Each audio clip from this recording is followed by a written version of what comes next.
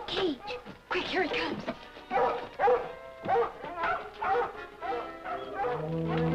back in there now. Hold on here. Come here, you biscuit hound, you. Hey, what's going on here? What's this? Hey, you can't do that! Hey, let me out of here! Hey, you young squirt, come back out here! Howdy, mister, let me out of here quick. I don't know whether I will or not. You can't figure out a way to open that lock. You're not any smarter than these dogs that let you catch them. Who says I ain't? Well, I can play dead, and I can sit up and speak. Oh, oh! Come on, let me out of here, please. Look at that, Coco, a talking dog. Oh, please, mister, quick. Let me out, quick. Hurry up, Sis. Come on, Smokey. Oh, no, you don't. Oh! Oh, yes, he does. Come here, you fugitive from a fur coat. Look, Slim, you had no business picking up my pet fox and putting him in the dog pound. I'm supposed to pick up any stray animals running loose on the streets. All right, then. I'll pay the pawn fee and you release Smokey. It don't say nothing in this ordinance book about releasing foxes. Slim Pickens, you're disgusting. You're just trying to show your authority. And he ain't got any authority. Everybody knows that. Kick him in the shin, Sis. Oh, no. Where's Doc Forbes this morning? He left on a vacation a couple of days ago. There's going to be a new a new doctor by the name of Rex Allen. You sure there's nothing in this ordinance book about foxes? Hey, what are you butting in for? I'm Rex Allen. Gosh, the new government vet. That's right. My first official act in Pine Rock is to write a new rule in this ordinance book.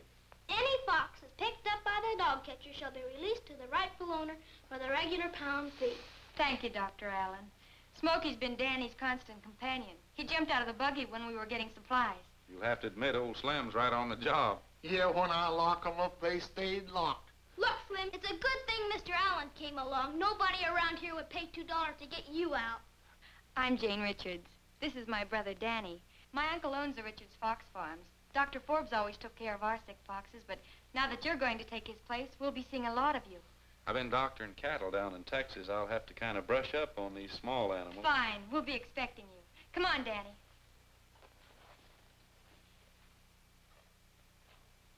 Goodbye. Bye. Goodbye, Doc. Smokey says goodbye, too. Goodbye, Slim. Doggone it. I forgot to collect my $2 fee. Wait a minute. I'll take care of it. Gosh, will you? Gee, thanks, Doc. I was just trying to do my duty. Guess I better do some of my duties. Hey, boy, the mail has sure been piling up since Doc Forbes left. Most of it's from the government and people wanting you to come look at their cows or their hogs. You seem to know the ropes pretty well, Slim. How long have you been Dr. Forbes' assistant? Oh, I was just his helper. He said I wouldn't get to be his assistant for 5 or 10 years yet. Say, you're supposed to go on a fox hunt up on the Canadian side of the line this morning. I'm sorry, Slim. Business before pleasure. I got a lot of work to do. Well, this is business. A fella named Baxter owns a trading post up on the Canadian side of the line. He ships these foxes to the Richards place. Doc Forbes always went along on the hunt. Sort of certify the foxes, I suppose. Yeah, he said it was a unofficial gesture to keep the Canadian and American people from handling disaffected animals. Well, in that case, we'll carry on Dr. Forbes' custom. I'll be with you as soon as I finish these letters. Okay, I'll get them hounds out of the wagon and get them into the pound.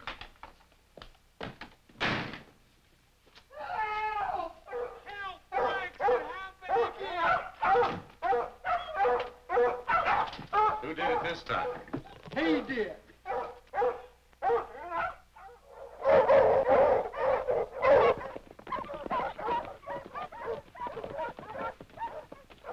Howdy, Mr. Baxter. This is Doc Allen, the new vet. Glad to know you, Doc. We've been looking for you. Nice to know you, Mr. Baxter. This is Matt Lacey. Howdy. I suppose Slim has told you what this is all about. Well, he mentioned there was going to be a fox hunt. Well, this isn't the usual fox hunt because we want to take the animals alive. You see, Mel Richards is always trying to improve the strain of his silver foxes, so we ship them wild ones to mix the breeds. Now, as you know, we can't take them across the border without a vet's inspection, and that's where you come in, Doctor. Be glad to help if I can. We've got traps set up here with fencing on both sides, forming a V up to the entrance. Now, the idea is for the brush beaters and the dogs to drive the foxes up against the fence.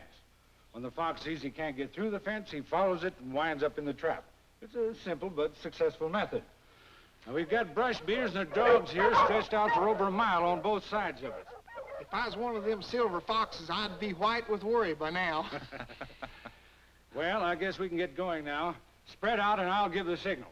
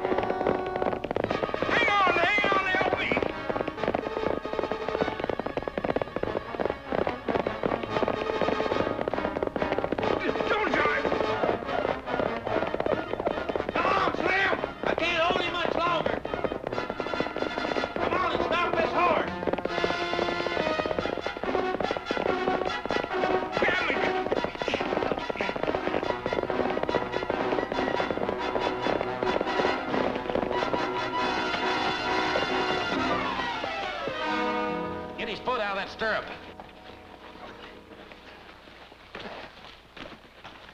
Get my first aid kit out of the saddlebag. My arm. Take it easy. Get back and get some help. We got to take him over to the trading post. Take it easy, Mr. Baxter. I'll give you something to ease that pain. He's broke.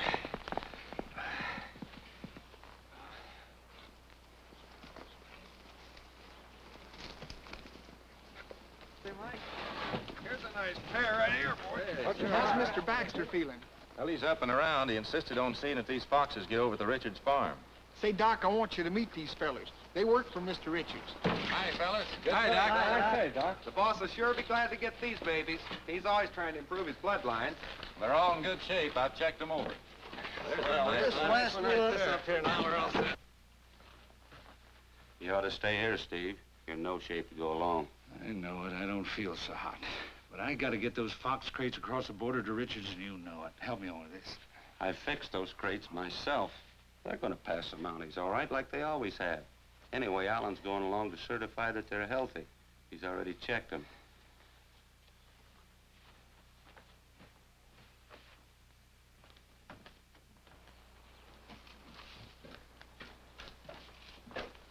You got some good, healthy stock there, Mr. Baxter. If you'll sign these, I'm sure we won't have any trouble at the border. I want to thank you again for what you did for me. It was a close call. I think they're waiting for us. Come on, Lacey. Howdy, Mr. Baxter. We're all loaded and ready to go. I saved you a seat up front with me. I get more sore spots than I thought I had places. Let's go. Mountie post next stop. Hi, boys. Hey! Hey, wait for me! Get on the wagon. Get on the wagon. Get on the wagon and we'll all take a ride. Will you come with me, my Phyllis dear, to yon blue mountain free, where the blossoms smell the sweetest? Come rove along with me. It's every Sunday morning when I am by your side. We'll jump into the wagon and all take a ride. Wait for the wagon, wait for the wagon, wait for the wagon, then we'll all take a ride. Wait for the wagon, wait for the wagon, wait for the wagon, then we'll all take a ride. Where the river runs like silver and the birds they sing so sweet. I have a cabin, Phyllis, and something good to eat. Come listen to my story, it will relieve my heart. So jump into the wagon and off we'll start. Wait for the wagon, wait for the wagon, wait for the wagon, and we'll all take a ride. Wait for the wagon, wait for the wagon, wait for the wagon, and we'll all take a ride. Well, someday he'll get married, and what a day 'twill be. There ain't no gal gonna catch me if I can climb a tree. She'll run you down to the preacher man, those marriage vows to say. I'll wait for the wagon, 'cause I'm headed that away. Wait for the wagon, wait for the wagon, wait for the wagon, and we'll all take a ride. Wait for the wagon, wait for the wagon, wait for the wagon, and we'll all take a ride.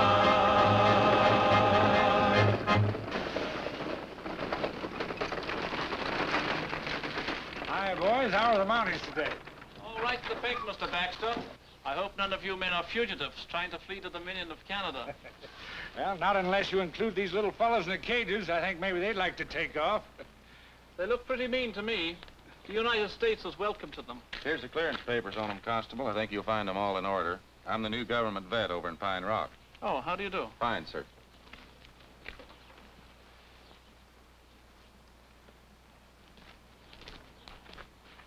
He's a tough-looking character. What did he do?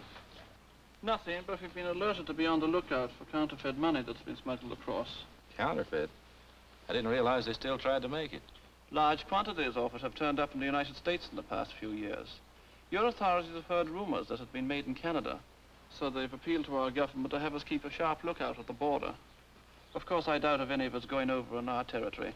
We know the people on both sides of the border pretty well. How would you know counterfeit if you saw it? There are many ways. The engraving of the plate. Sometimes the picture on the bill is distorted. Then on some bills, the printing will wear off in use. Most people don't know. They accept the phony bills in exchange for their own hard-earned money and suffer a complete loss. Thousands of innocent people victimized every year.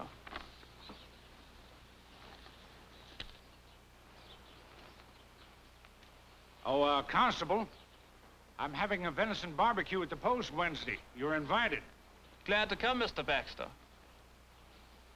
Slim, you and the boys come along, too. Oh, boy, deer meat. We'll be there on time. Save me the horns, will you? The horns? Yeah, that's the best part. Boy, they make swell knife handles. Everything's in order. You're clear through. Hang on, boys. Next stop, Richard's Fox Farm. Hi, boy.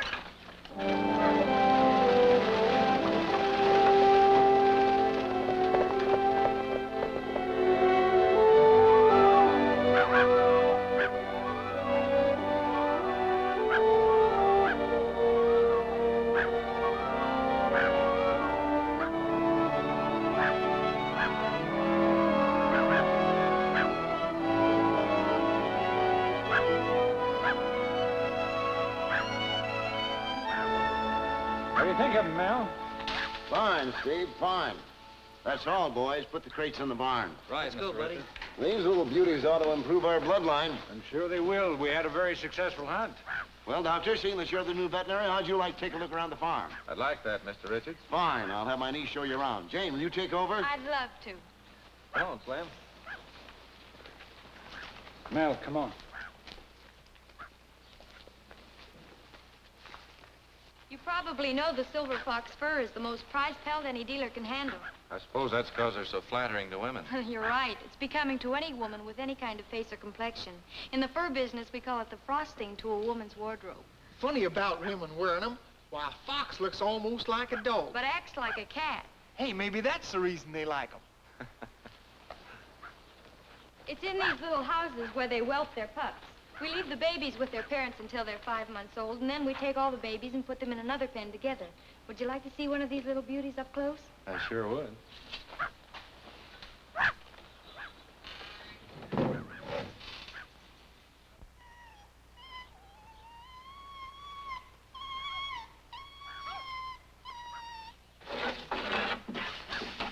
Come on, fellas.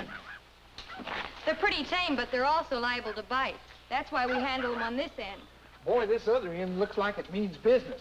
You know, they need as much coddling as a baby, and they're very choosy about their mates and their food, and they're subject to a lot of diseases. Well, this one sure is a beauty. He's healthy. You mean they get whooping cough and measles just like us? Practically, Slim. Raising them is a real gamble. They have to have a special diet. We find they thrive best on hash made of horse meat, beef, fish, cereal, and vegetables. And we have to watch not to overfeed them. That's why we feed each fox about a pound of hash a day. What, no ketchup? No, no ketchup.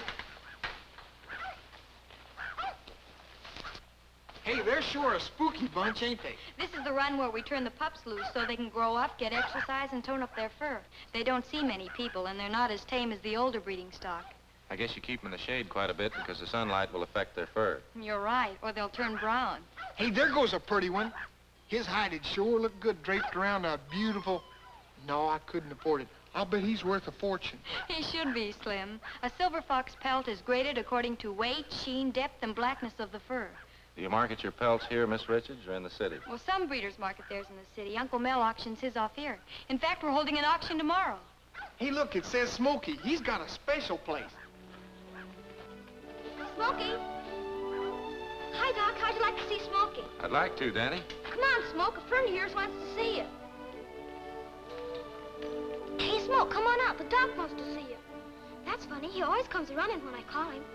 Hey, Smoke, come on. The doc wants to see you. Hey, Smoke. Hey, Smokey, come on out. Hey, sis, Doc, come here quick. Something's happened to Smokey. Help me tear off the top. What's the matter with him, Doc? His legs won't work. Come on, Smokey, stand up, please. Come on, little fella, and let old Doc have a look at you. Come on, I'm not gonna hurt you. He must have caught something when he got away.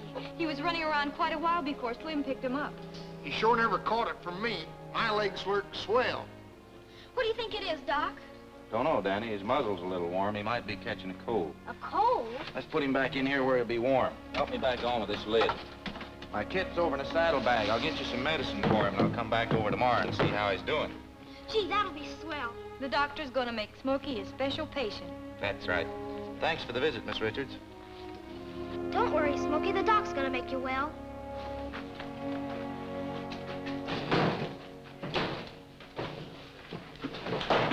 All right, boys, get out there. It's almost feeding time.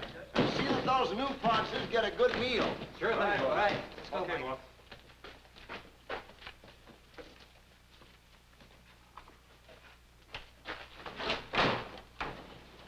Well, Richards, we got another load across. 100,000 this time, and right under the nose of the Mounties, with the U.S. government vet acting as sponsor. You sure picked out a smart way to smuggle counterfeit into the States, Steve. Well, it's not only the smuggling that's smart, it's the whole deal. American money made in Canada, brought across the border in cages, and carried away by the distributors in fox skins. And not a chance of it being traced to us. Take a look at this. The engravers are doing better work than they ever did. Yes, they're very good. But put that bottom back on. Someone might come in here. Did you hear from Manero? Yes, he'll be here tomorrow. Good. He puts up a great front. He looks more like a fur buyer than the real ones do. As usual, I won't be here for the auction tomorrow, but Lacey will be on deck to help Manero pack the stuff in the skins and see that the wagon gets underway. Okay. What's the matter with you, Mel? You don't seem to show any enthusiasm for the deal. Look, Steve, I never was strong for this thing in the first place, and you know it. When I went to Canada after the trouble I had here in the States, I wanted to go straight. You used my past to hook me into this deal as your front man. So? So I could stand it at least until Danny and Jane came here to live with me. I warned you about it. When you took them on, I said you were making a mistake. What was I supposed to do? After their folks were killed, let them starve? Anyway, the situation is getting impossible. I just can't look those kids in the eye and keep on with what we're doing. Yeah? Look, Steve, let me take those youngsters and pull out. You really own the Fox farm. You can get yourself another front man. You're the front man I need. That's why I put you in the job. And unless you want that boy and his sister to find out that their uncle is a former con man and jailbird, you keep playing along with us. You know, if you talked about my past, I could do a little talking about the present. Yes, you could. We're all in this together. But I haven't got anyone around here who's made me their idol. And if we're picked up, you can rest assured the government will figure those kids are in on the deal and they'll wind up in some reform school. Now, help me put that crate back up there. Stuff will be safe until we're ready to move it. And you better see that the auction runs off smoothly tomorrow.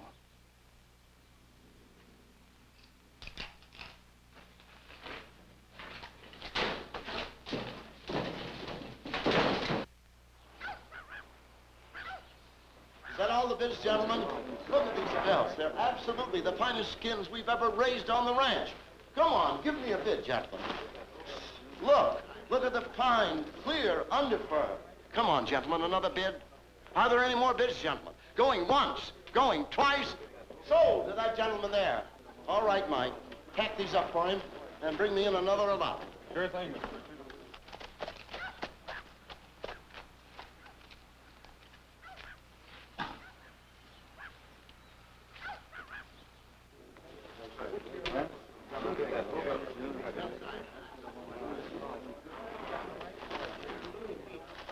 How's the sale going? Fine, thanks. We stopped by to see how Smokey's feeling. He's not doing so well. Danny's worried about him. So am I. Come on. What am I bid, gentlemen? $3,000. Thank you. I bid $3,000. Do I hear $3,500? Who'll make another bid? $3,500. I'm bid $3,000. Who'll make it $3,500? Do I hear $3,500? $3,500. Thank you. I bid $3,500. Any more bids? Sold to Mr. Manero for $3,500. Mike, pack these up.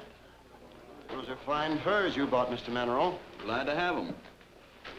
We have $100,000 worth of stuff ready for you to peddle when you get back east. I'll see that it's packed in the box with your fur. Good. Uncle Mel, What is it, dear? you'd better come. It's Danny. What's the trouble? Smokey's getting worse. Just a second, dear. Carry on with the auction, boys. I'll be right back. Come on, honey. But you know all about animals. You're a vet. You're supposed to make them well. I'll do the best I can, Danny, but Smokey's pretty sick. Well, what's the matter with him? I don't know just now. May have a cold or pneumonia or...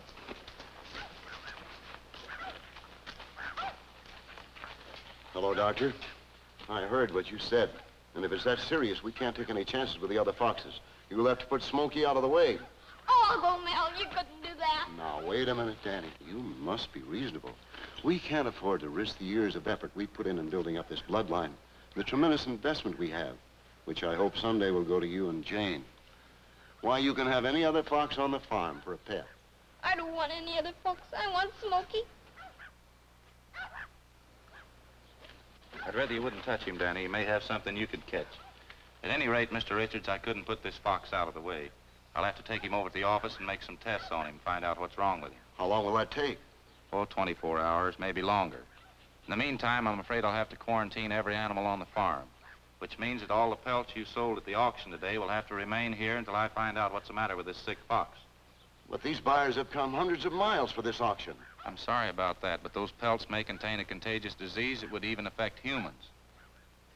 Very well, Doctor. Here, Slim. Put him in a cage. We got to take him back over to the office. I want to go, too. Okay, Danny, you can go. Take him with you, Slim.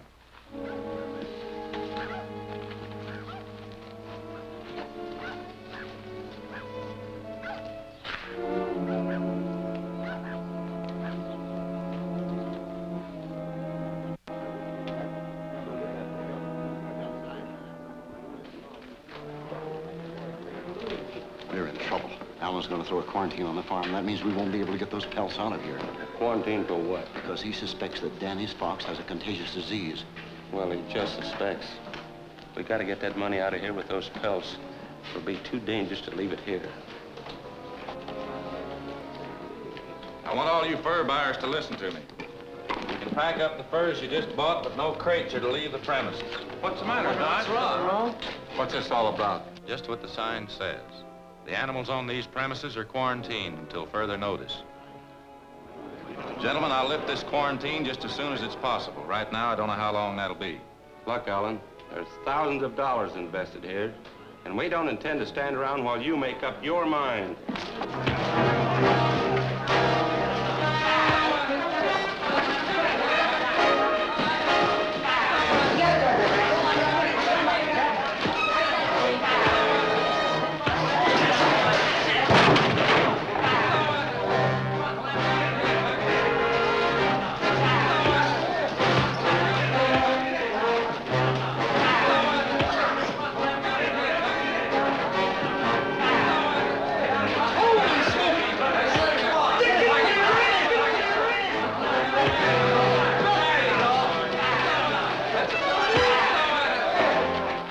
Sure sacked him out. How did it start?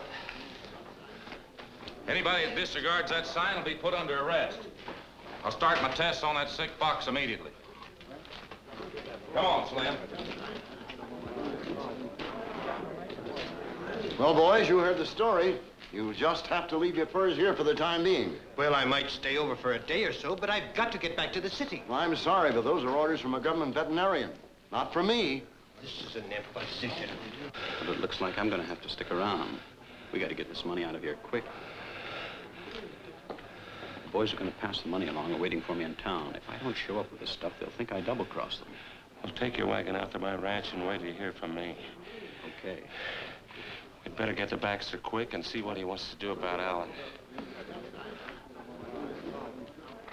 And there's no telling how long you'll keep that quarantine on. Now, this Alan isn't as dumb as old Doc Forbes. And as far as buying him off, you might as well forget it. We got to figure out some other way to get him out of here. I don't believe in killing a man unless it's absolutely necessary. Well, now, what do you call necessary? You got 100,000 in counterfeits that you can't move as long as that quarantine stands. There's a way to lift it, and in a hurry. What way? By getting that sick fox away from Alan before he has a chance to make any tests or prove it has a contagious disease. In that case, he won't have any evidence to sustain the quarantine. You can force him to lift it. Hey, he's got a good idea there. I'll get a couple of the boys to get the fox. Have them get it when Alan isn't there. And tell them to kill it, but not any place where Alan can get a hold of the carcass and do an autopsy. Now, wait a minute, Baxter. If anything happens to that pet fox, it'll break Danny's heart. If something doesn't happen to it, it'll break us. You'll find some boys hanging around outside. Tell them to wait till it's dark.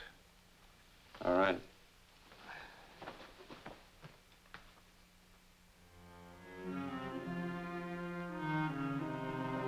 Gee whiz, sis. Poor little old Smokey looks awful sick. Come on, let's go home. It's getting pretty late. I'll take good care of him, Danny. But you have to have faith. Remember that the same friendly eyes that watch over you and me, well, they're watching over him, too. I know, but Now, look, you're not gonna cry. You're a big boy. I'm trying. Hey, I'll bet you don't know how the foxes got here. No. I'm gonna tell you all about it. Come on, everybody, get on board. The animals came in one by one. In came Noah and his son. The animals came in 2 by 2. The hippo and the kangaroo. The animals came in 3 by 3. The bear, the bug, the bumblebee. The animals came in 4 by 4. Old Noah said, go shut that door. Hallelujah, Hallelujah, hallelujah, hallelujah, hallelujah, I'm what I am. Hallelujah, hallelujah, hallelujah, hallelujah, hallelujah, I'm what I am. Hallelujah, hallelujah, hallelujah, hallelujah, hallelujah, I'm what I am. Hallelujah, I'm what I am. The animals came in 5 by 5. Thus the foxes did arrive. The animals came in 6 by 6. The hyena laughed at the monkey's tricks. The animals came in 7 by 7. The elephant said, now quit your shoving. The animals came in 8 by 8. Old Noah said, go shut that gate. Hallelujah, Hallelujah, hallelujah, hallelujah, hallelujah, I'm what I am. Hallelujah, hallelujah, hallelujah, hallelujah, hallelujah, I'm what I am. Hallelujah, hallelujah, hallelujah, hallelujah, hallelujah, I'm what I am. Hallelujah, I'm what I am. The animals came in 9 by 9. Old Noah said, go chop that line. The animals came in 10 by 10. Noah's show was ready then. Old Noah didn't know where he's at till the old ark bumped into Mount Ararat. Hallelujah, Hallelujah, hallelujah, hallelujah, hallelujah, I'm what I am. hallelujah, Hallelujah, I'm what I am. Hallelujah, hallelujah, I'm what I am. Hallelujah, I'm what I am. Oh, the old ark's a movin', a movin', a movin'. The old ark's a movin', a movin' right along. Oh, the old ark's a movin'. There's a whole mob in there. Yeah, but they'll be leaving soon. It's getting around that kid's bedtime. Hallelujah, hallelujah, movin' right along. Now, don't that make you feel better? Come on, let's go home. Wait a minute. Goodbye, Smokey. See you tomorrow. Good night, Rex. Good night. Come on, boys. See you soon, right? Yeah, take it easy, all right? Good night, boys. I want to take a run over to the store and get some oleum racini. Oleum racini? What does that spell backwards? Castor oil.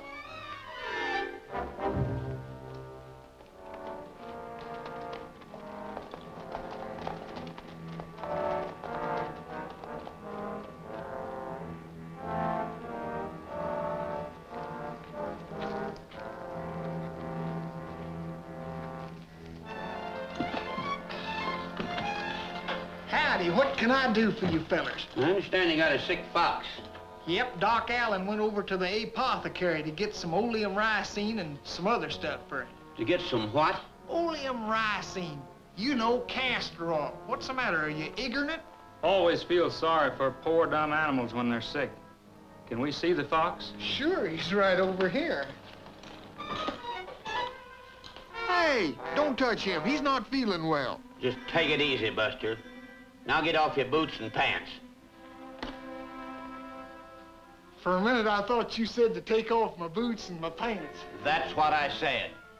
Now get 'em off. But you fellers has got boots and pants. Get 'em off before I shoot 'em off.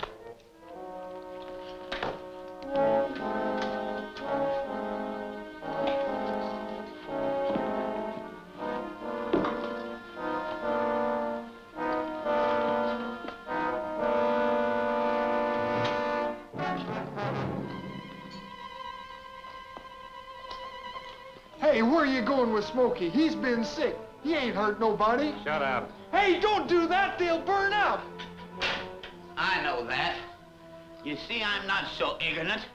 Just want to make sure you don't follow us.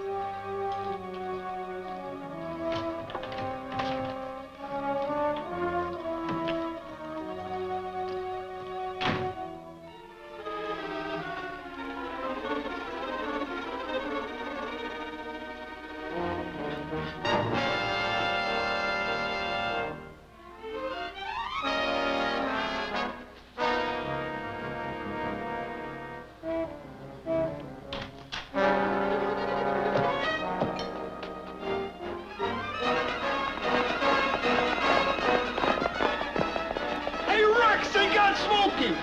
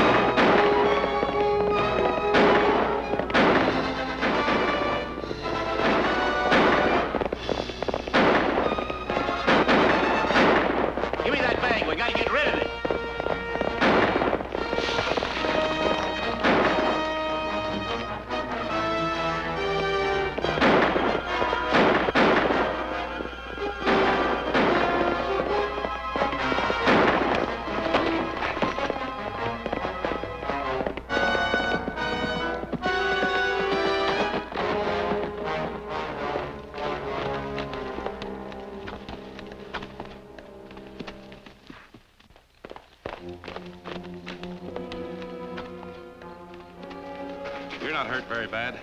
I'll get you to a doctor just as soon as you tell me who sent you after that fox. I tell you that, I'm in trouble. You're in plenty of trouble right now. You better tell me the truth. Maybe you're right. Well, it was like... Getting back to the mounting post. I'll see you later.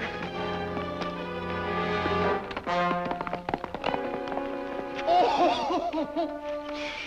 You ain't gonna be needing these boots no more.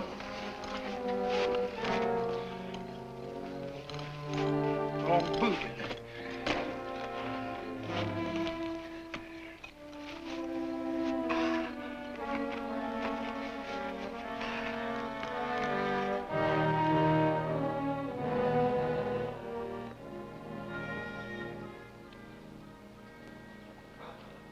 Nothing in his pockets but a few odd coins and a packet of cigarettes. Strange he didn't have his boots on. Sure is. Maybe he was yelling. Died with them off. Here, you can use these. Gee, thanks.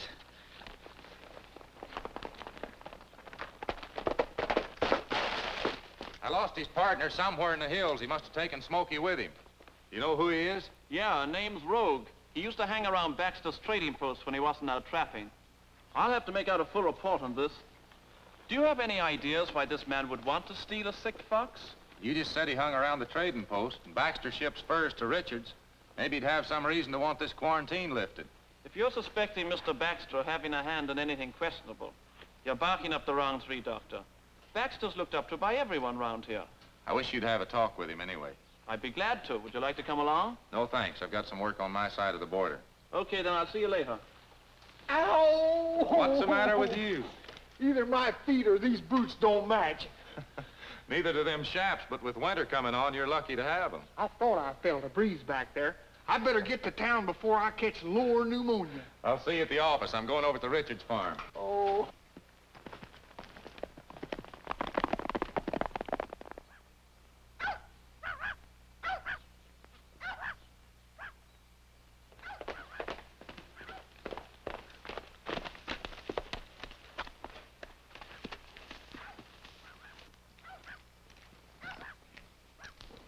Mr. Richards?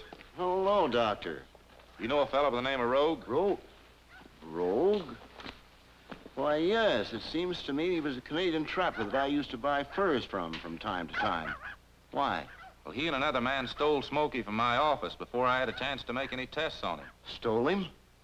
Seems that somebody figured if I didn't have the fox to prove an infectious disease that I'd lift the quarantine on the farm. What do you know about it? Well, it's all a surprise to me. Hi, Doc. How's Smokey doing? Did you bring him back? Well, Rex was just telling me. Smokey is doing fine. That's well. I'll be over to see him this afternoon. Well, I'm afraid not today, Danny. I haven't finished making all my tests yet. Maybe in a couple days, huh? Now, Danny, suppose you run along. Rex and I want to have a talk. Okay. Well, Doctor, now that you have no evidence of a disease, what about the quarantine? Still stands. I'm going to examine every fox on your farm. By all means. If there are any other sick ones around here, I certainly want to know it. I'll start with the ones close to Smokey's pens.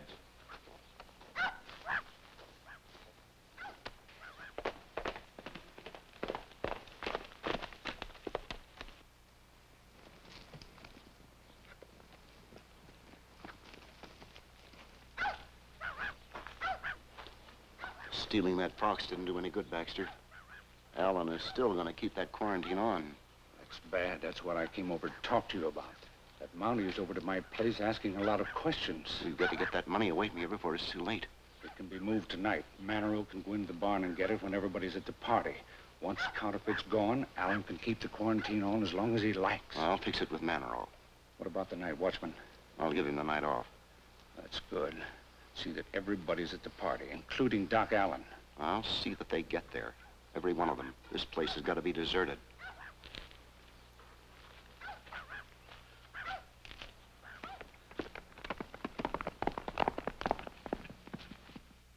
I've had to spend so much time at the fox farm, I don't even get a chance to take care of my other patients. Here, give him this pill. Here, swallow this. It's good, see? No, not that way. Take the tube and put it in the dog's mouth and blow it right down his throat. What's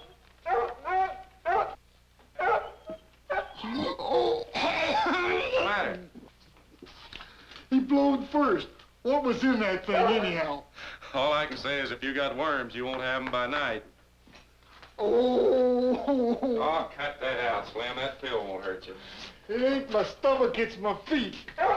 Well, don't suffer with them. Get yourself a new pair of boots. I'll pay for them. Must be developing a case of Spanish bunions or something. Hey, there's something in here. Money. Maybe you've been walking around on a fortune. A $50 bill, but it ain't no good. The printing's all wore off the back of it. Engraving never wears off a bill, Slim. Well, it sure wore off of that one. It must have been from rubbing around in my boot. Paper can wear out, but not the engraving. Dalton told me all about it.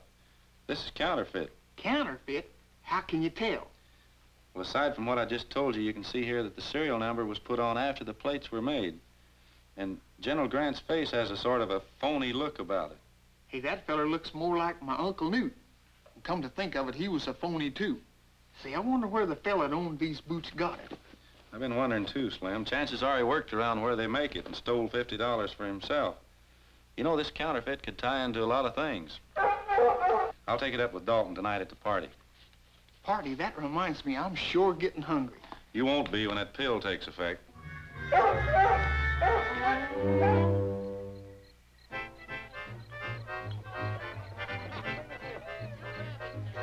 When shadows come a-stealing and you get to feeling crazy as a loon. As a loon. That's just the moonlight in your eyes. Roll on, border moon. When dawn is gently breaking and the coyote's making with his mournful tune. Mournful tune. That's just the way he has of saying, roll on, border moon. That's the only time the owl gives a hoot. Through the day he hasn't the knack. Then a star on high up and winks its eye. And a bold little heifer winks back. It's Like a slice of heaven, starting long about 7, ending much too soon. Much too soon. You'd better hasten, time is wasting, roll on, border moon. That's the only time the wolf ventures out, he's about just trying his luck. A bird above softly sings our bluff. And a cute little doe saying, hi, you butt. It's like a slice of heaven, starting long about 7, ending much too soon. Much too soon. You'd better hasten, time is wasting, roll on, border moon. Roll on, border moon. Welcome, Constable. You're just in time. The venison's ready to carve. And am I hungry? I'd like to have a word with you alone, if it's all right. Certainly. Come on over here. Take a look at this. It's counterfeit. The engraving doesn't wear off a good bill this way. Where did you get it? Clem found it in Rogue's boot. I was just wondering if there couldn't be some connection between the counterfeit and the stealing of the fox. Not to mention the trouble we're having with this quarantine. That seems pretty far-fetched, Doctor. It would seem to involve Mr. Richards. I can't believe a fine family man such as he could be connected with counterfeiting. I realize that's hard to believe, but I don't think we should overlook any possibility. I agree with you on that. I'll turn this into headquarters and notify the American authorities. Come on, let's have something to eat. How about some bread? Sure, pile it on, Miss Jane. If I got worms like Doc says, there sure ain't enough here for me and them both. How's Smokey getting along? I didn't want to bother the doctor. I know he's been busy. Smokey? Why, he's gone. Gone? Well, sure, hasn't your uncle told you about it? No. Doggone it, looks like I got my big foot in it again. But I figure you're a man that can face these things, Danny. Sure I can, Slim. But what happened to him? Well, a couple of fellas stole him. Me and old Rex was a-chasing them out of town, and we was a-catching them, too, right on that big knoll where them twin pines are. And that was the last we saw of poor little old Smokey. The Twin Pines. Yeah, it's sure too bad. Looks like little old Smokey's gone, though. I'll never be able to go near that place again, 'cause I'll always be a-thinking of him. Boy, I'm sure gonna enjoy this. Doc said that pill would make me... Excuse me.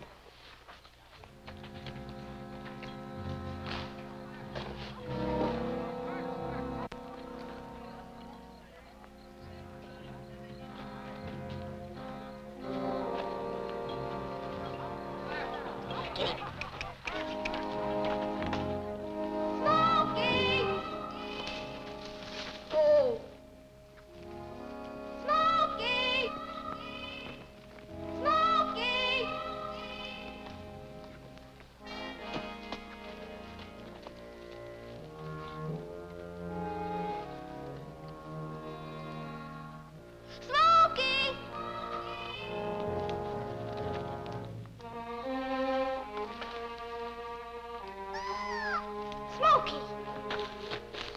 Hiya, little fella. I knew I'd find you. You've been waiting for me. You're shivering. I better get you warm before you get pneumonia.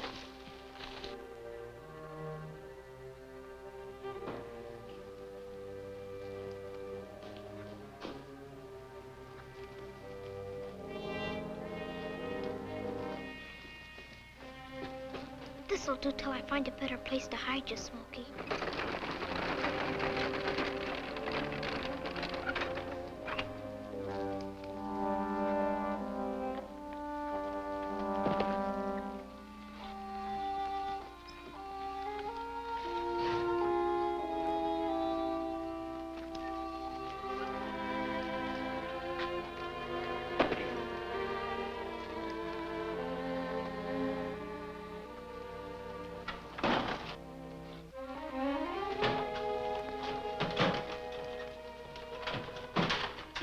Of the cages.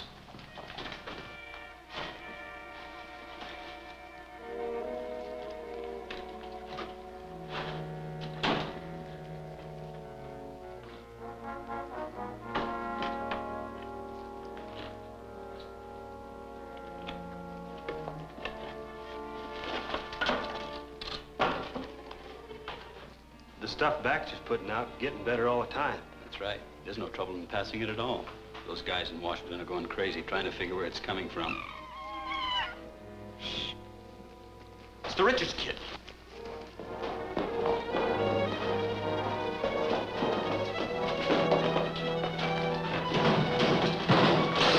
What are you doing here?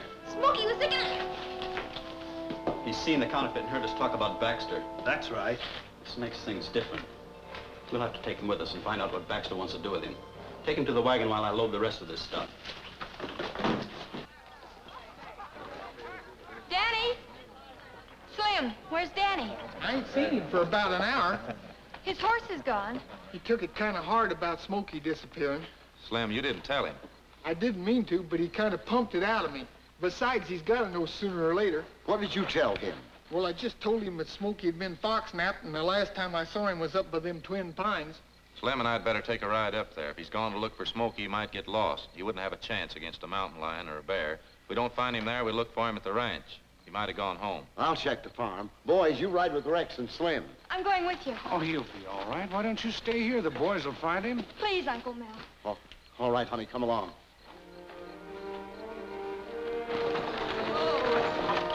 Honey, you look in the house and I'll check the barn. All right, Uncle Mel.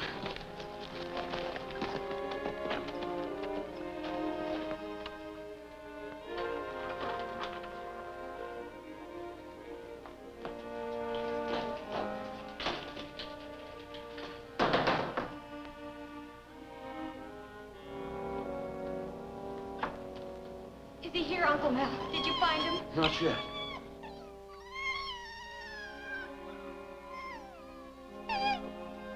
Smokey! Smokey! Uncle Mel, I know Danny's been here. Smokey's too sick to come home by himself. He was here. They took him, but I know where he is.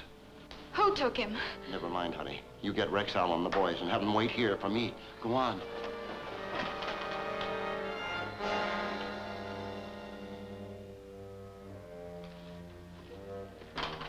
So when we realized the kid had seen the counterfeit and heard us talking about you, we tied him up and took him back to Lacey's place. Well, you did the right thing.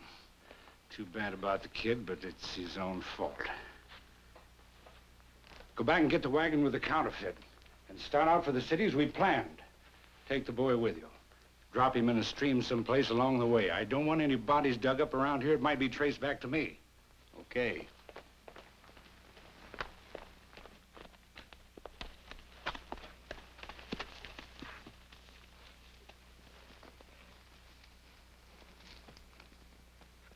Richards. You boys keep quiet. I'll handle this.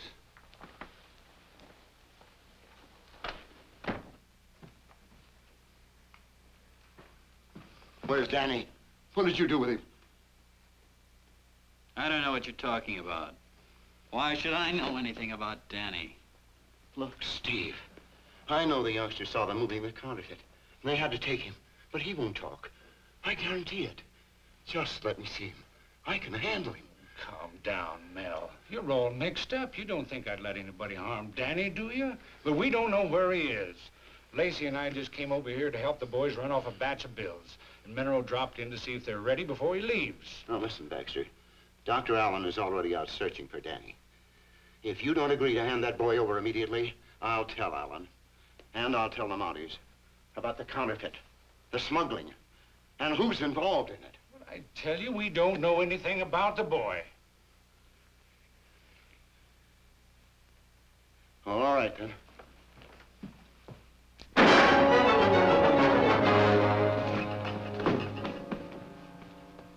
Well, this doesn't help matters, but it's the only way to keep him from talking.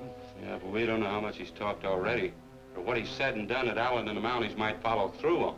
That's right. And I don't intend to spend the rest of my life in a government prison. I'll clear out first. You boys take care of the body and pack up all the machinery and plates and bring them along. We're getting out of here. Okay. Let's go.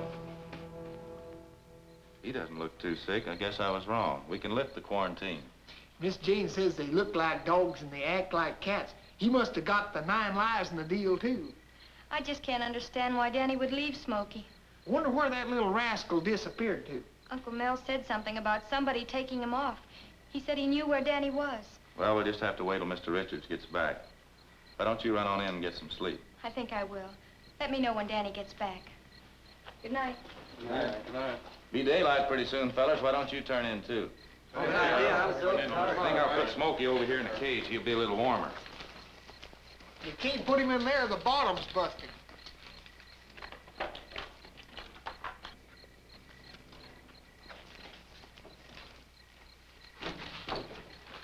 Give me a hand here.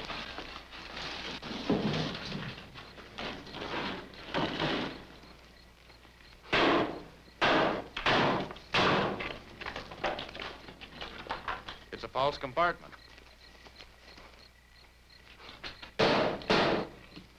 They've all got false bottoms.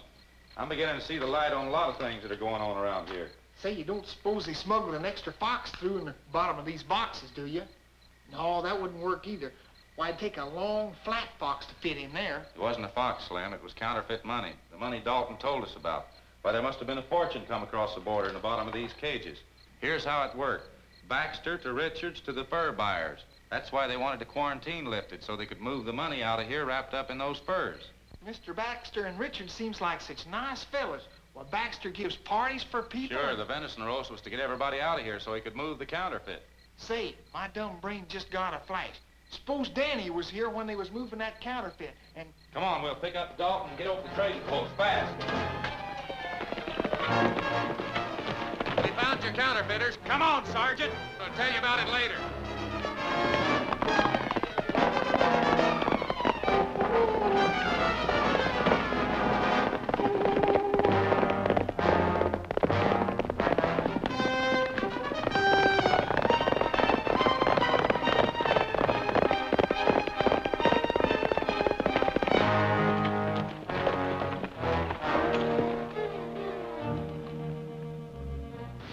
Mountie.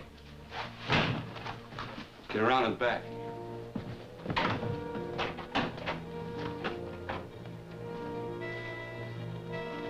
Check the bet. Okay.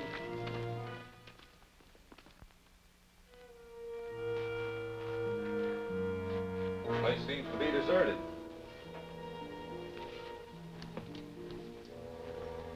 Take a look in those boxes, Rex. I'll see what I can find.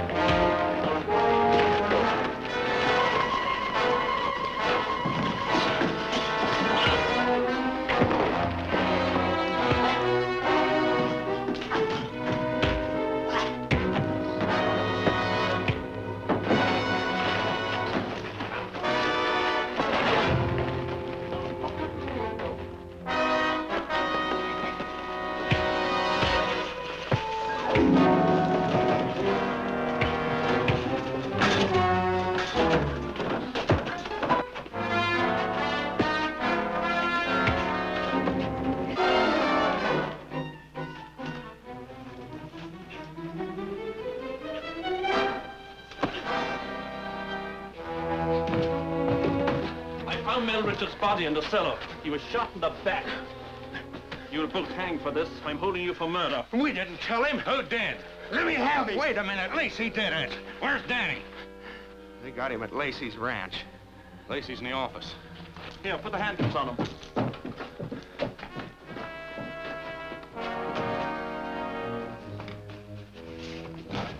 He'll probably head for his ranch.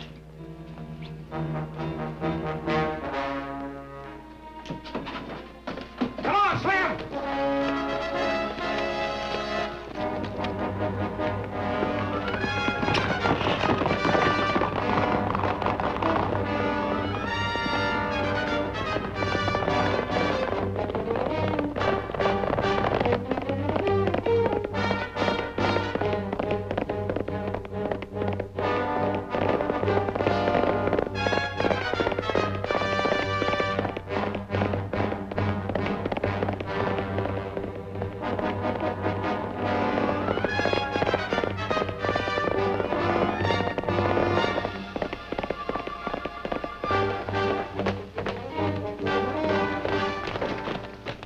Allen and the Mounties jumped us before we could clear the stuff out. Get the money in the wagon. I'll get the kid. We'll use him to make a deal if we get caught.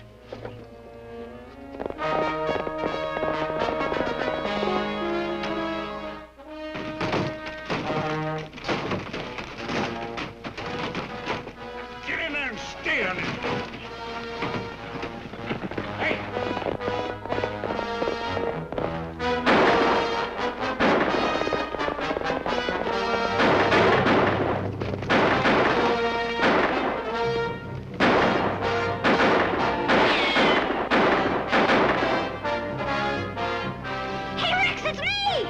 Hold your fire away from the wagon. Danny's in there.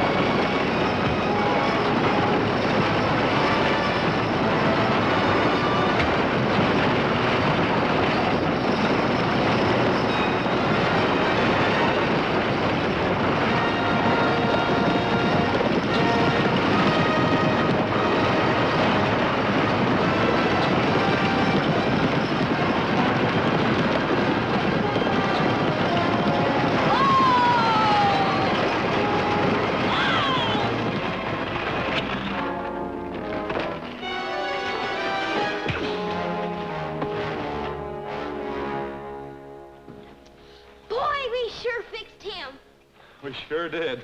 Put her there, partner.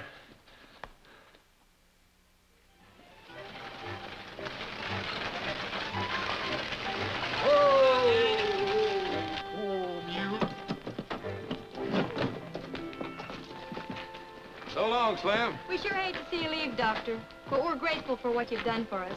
With Slim and the boys staying on helping with the farm, we'll make out all right. I'm sure you will. Dr. Forbes will be back tomorrow, and he won't have any trouble with counterfeiters either. They're all behind bars. I'm sure glad Smokey recovered, Danny. Now, you take good care of him, will you? You bet I will. And I'll see that he don't get in the hands of that dog catcher either. I does my duty as I sees it. I've been out catching dogs all night while the back end of the wagon's loaded with them. And I'm taking them to the pound right now. So long, Rex. It's been doggone good knowing you. So long, Dane. Out of here,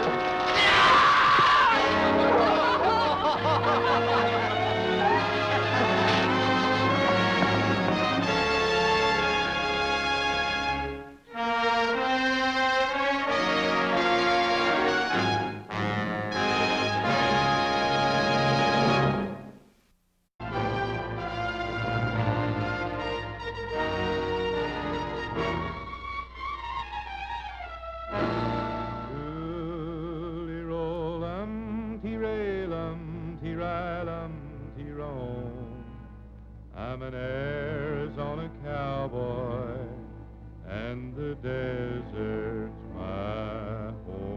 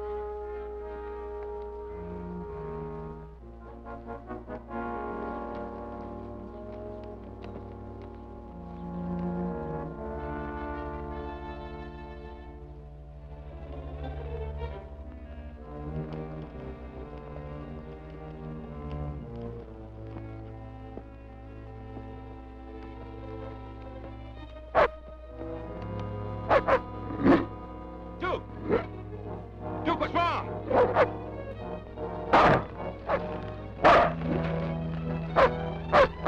Duke!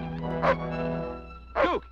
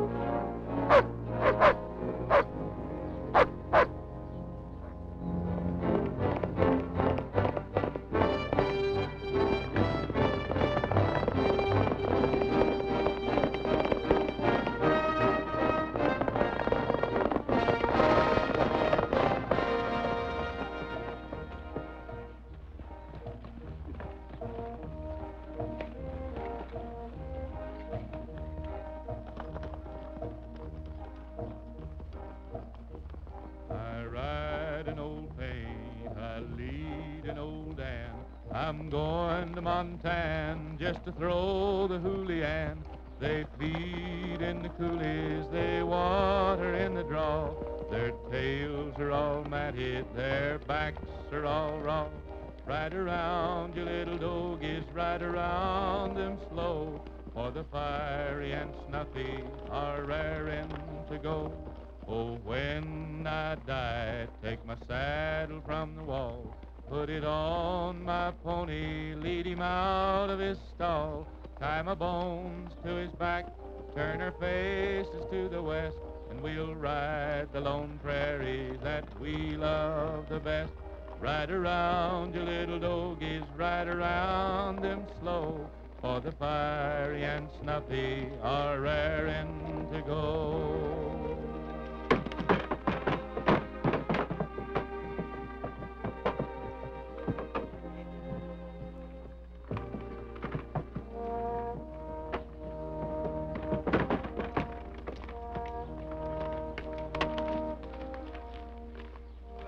That about winds her up. Sure do thank you for your help. I know I ought to be glad, and I am, only I'm not. Would you mind clearing that up, Gabe? Oh, this one's easy. I'm glad because the work's done, but I'm sorry because it means you're leaving. In the morning. That soon, huh? Got a show in Cheyenne next week, and after that, Boise.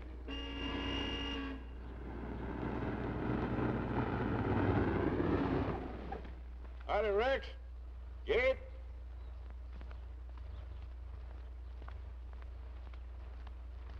You boys mind taking your mail here? It saved me about 3 miles of rough road. Peel it off. Rex Allen? Rex Allen? Rex Allen? Rex Allen? Rex Allen? Gabriel Horn. It's about time. You began to sound like a broken record. Thanks, boys. So long.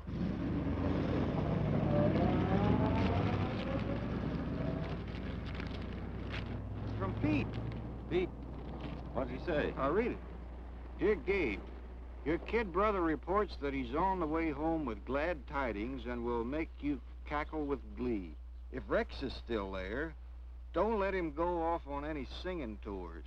And if he argues, tell him I found the lost Spanish silver load. And I'm not kidding. Somebody beat me to it, but from what I overheard, it's not theirs.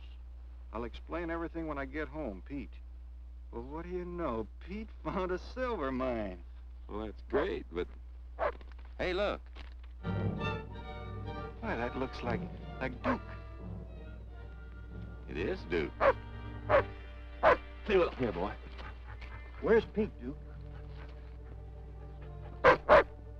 Well, take us to him. Come on, boy, let's go.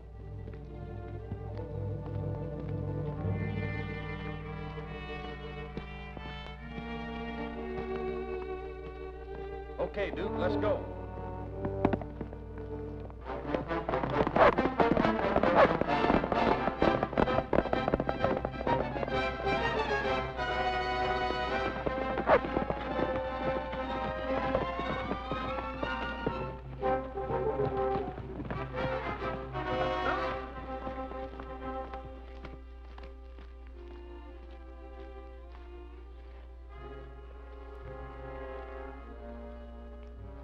Murdered. By a knife thrower. And only a professional would have a knife like that. I've seen them at shows and circuses. But why Pete? He was blind. He wouldn't hurt a soul. He didn't have a thing anybody'd want. He found something, though. He found a lost Spanish silver load. Remember how he was. Even after he knew he'd never see the sun again. Never see a baby colt get up and wobble for the first time.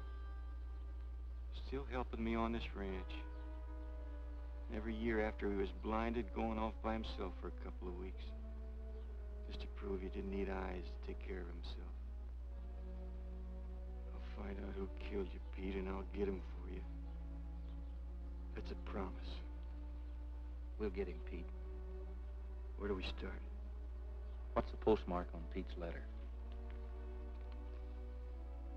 Silver City, Arizona.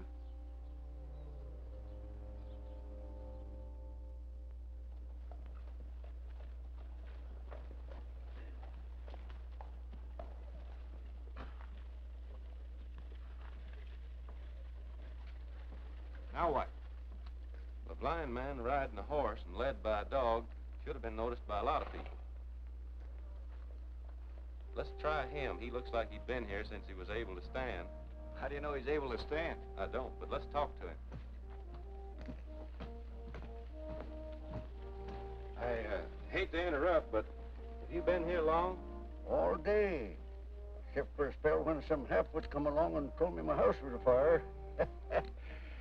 I figured I'd better go and find out. Yeah, what happened? Well, I got about halfway down the street there, and I remembered I didn't have a house. I don't mean just today, but do you sit here often? Oh, I've been sitting here since 22, July. Of course, I go to bed at nights. Fellow's got to get some sleep. How'd you happen to start here in 22? Well, I couldn't start before that time. This building wasn't here then. What I wanted to find out was if you'd seen a blind man around town here about a week ago. Sure. Young fella rode into town, 8-9 days ago. I had a dog with him. Hey, he was something like him. Same dog. This young fella, when he rode into town, which way did he come from? Well, he come in from the South Fork, up the street, out that way. Didn't stop at all. He stopped to mail a letter, didn't he? Just like I told the other feller, he didn't stop at all. He rode into town, out. What other fella? One who rode into town the same day as the blind feller. Just like you, he wanted to know if he stopped. I told him he didn't. Then he asked me which way he went. Who was this other fella? Yeah, stranger to me. So are you. And how do I know how you got that dog? You know, it's a dirty trick stealing a blind man's dog. We didn't steal him, old-timer. Thanks for the information. Come on, Duke. Rex, you think the man who followed Pete is the one who killed him? Probably. I wonder who mailed Pete's letter for him. How are we going to find out? I don't know. All we know is he came in that way. Let's keep moving.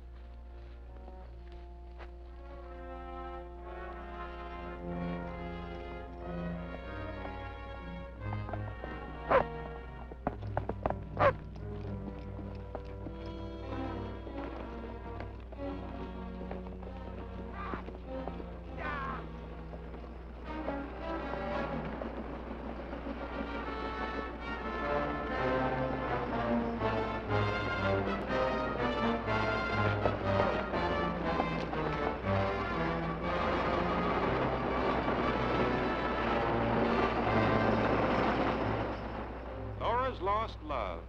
I give up. Laura's Lost Love, radio soap opera.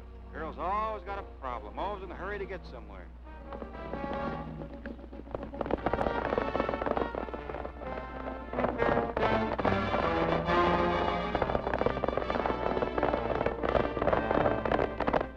Now, what do you suppose... Looks like Laura's really got a problem. Come on.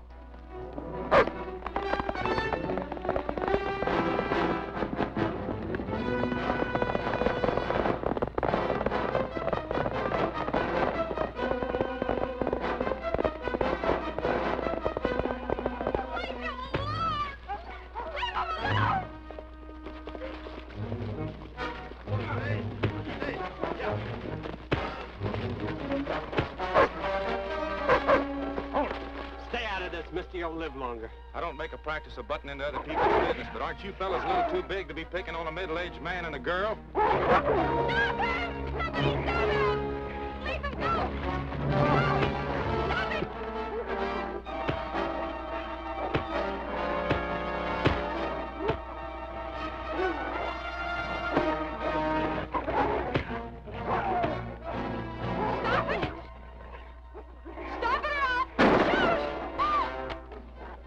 Please, miss, just sit this one out.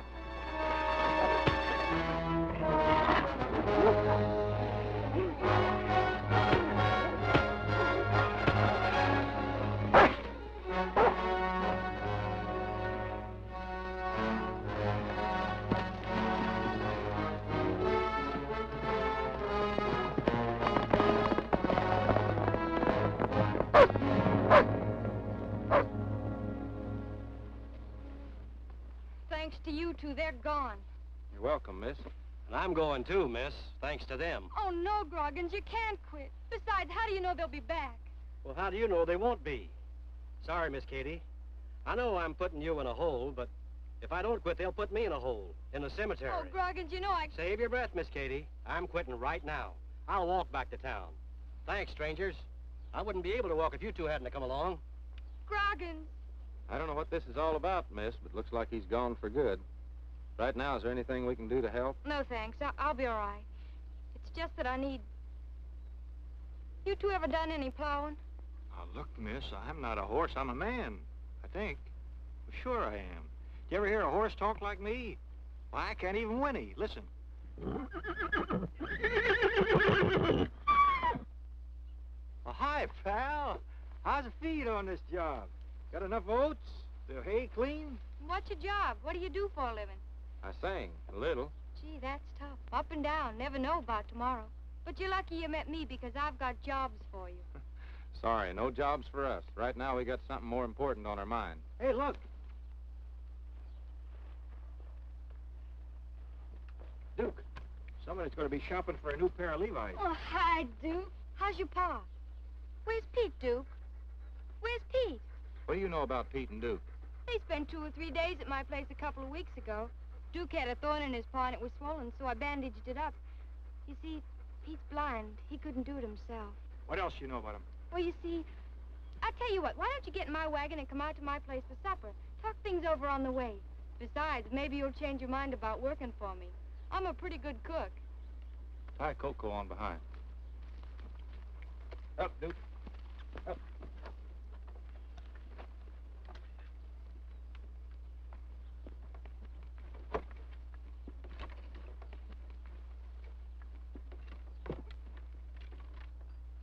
Get up there.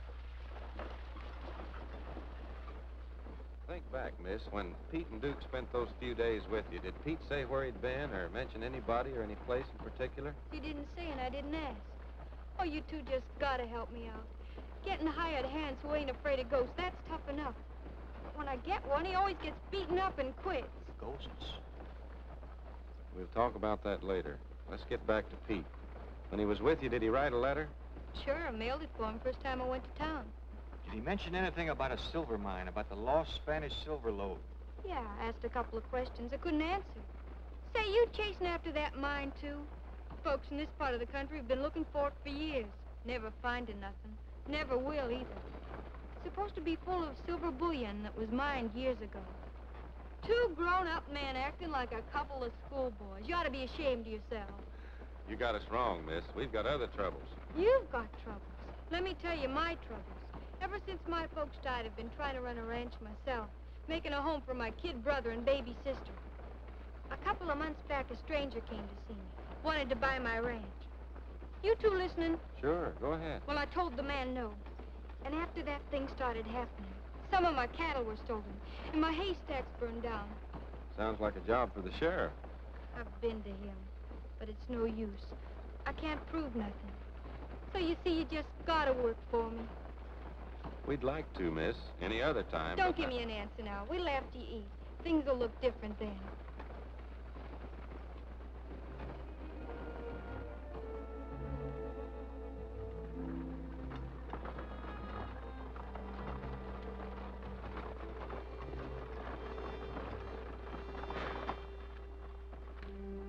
Same fella. What if they're working for the girl? We'll talk them out of it. Then we're going to drive off the rest of that girl's cattle to get her off the ranch. Tonight? Tonight.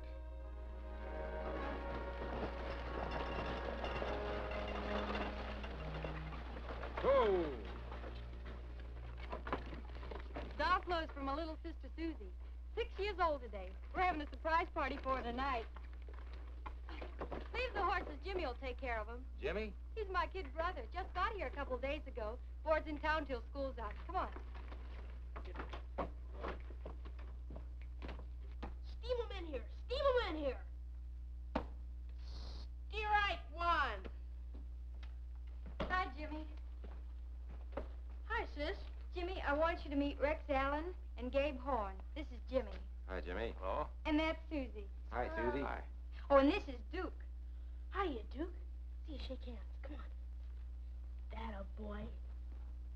What's your percentage? Well, that's a pretty nasty thing to say. What do I look like? His agent? What's your percentage? You know, what are you bat? Oh, well, we haven't played much ball lately. You don't play ball. What do you do for a living? Outside of visiting with gals. Jimmy. You ain't a school teacher. No, I ain't. I mean, I'm not a school teacher.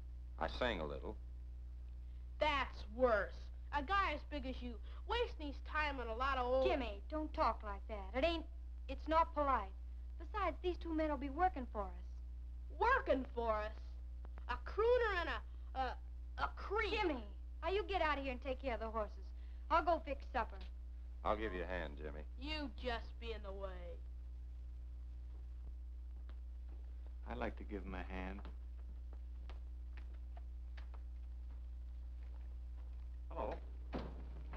Hello, I'm a nurse, and this is Cindy, and she's my patient. Your patients? Yes, you know, a person that gets sick. Oh, yeah. Is she very sick? Awful, the goblins got her. Well, let's take a look at her here. Oh, yeah, this is a very serious case, Doctor. Very serious, Doc. Looks like immediate surgery is in order. Yes, my diagnosis exactly. I'm going to operate. You got a needle and thread? Oh, sure. What color do you want, green or red? Pink.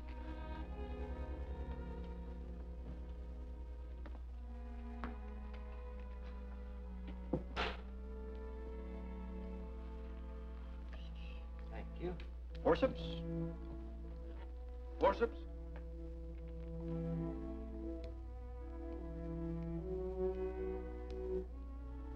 Suture? Suture?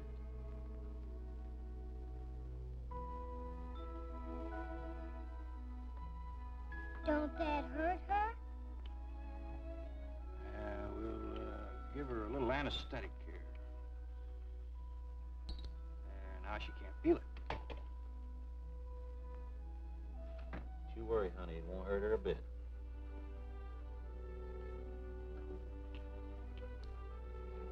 Brilliant, Doctor. Thank you, Doctor.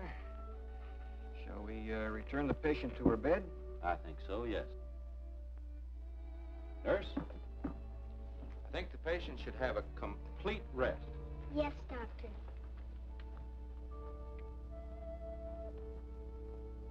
Well, steal my base and call me out. This ain't Christmas, sis. You sweet on one of them guys. Don't be silly, Jimmy. Well, it's mighty pretty, Miss Katie. Do I have time to feed the horses? Yes. Thanks. I'll be right back. Jimmy, you wash your hands and set the table. That's sissy stuff. That's a girl's job. Jimmy? All right. I'll do it.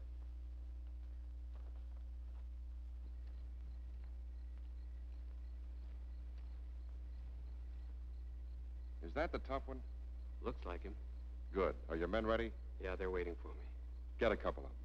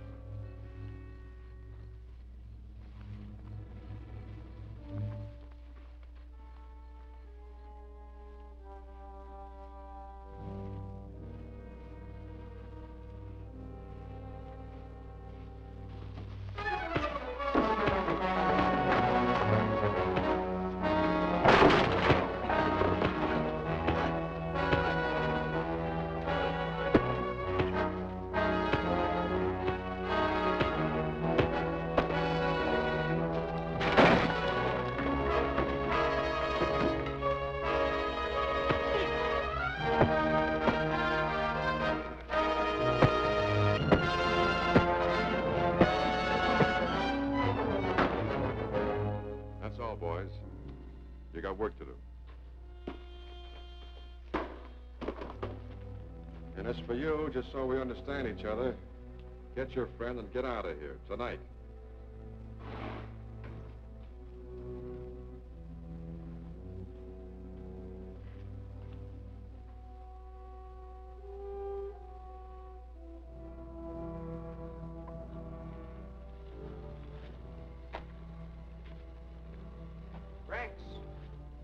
in here. Supper's ready, Well, what happened to you? A couple of fellas showed me how unpopular we are around here. They worked me over and then said we had to get out of here. Would you recognize any of them if you saw them again? Sure, but what difference does it make? We got to get out of here anyway. Huh? What's more important, getting these guys or getting Pete's killer? Yeah, you're right. Don't say anything to Katie about this. It'd only worry her more. We'll leave tonight after she goes to sleep. You better get back inside. The people will be getting here for the party. I'll be in a minute.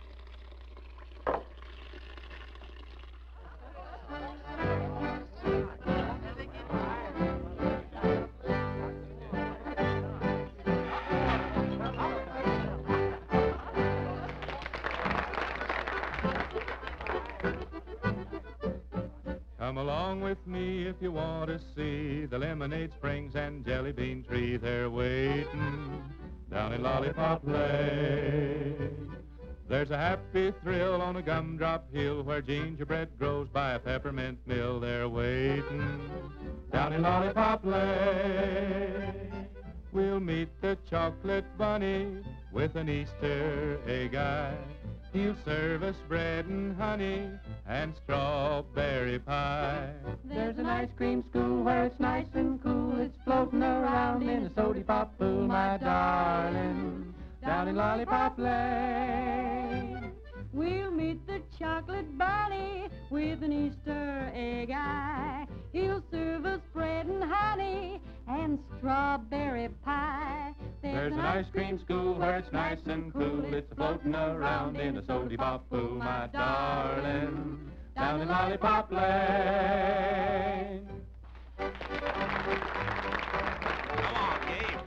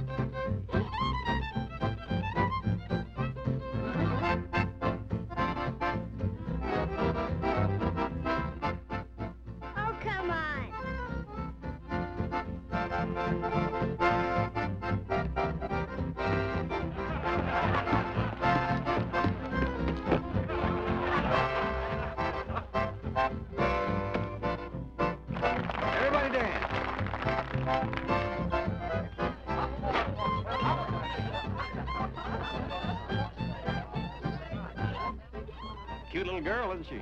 Which one? Both of them. You're right. You know, I hate to leave Katie in the spot she's in. Me too, but,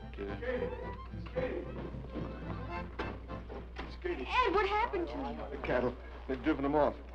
They're headed for Oxbow Pass. Somebody get a doctor. Maybe we can get to the pass before they do. They can't move too fast with that herd. This pass, is any narrow spots in it? It's pretty narrow at this end. Anybody got a wagon hitched up? I brought one for the kids' hayride. Good, we'll use it. Let's go.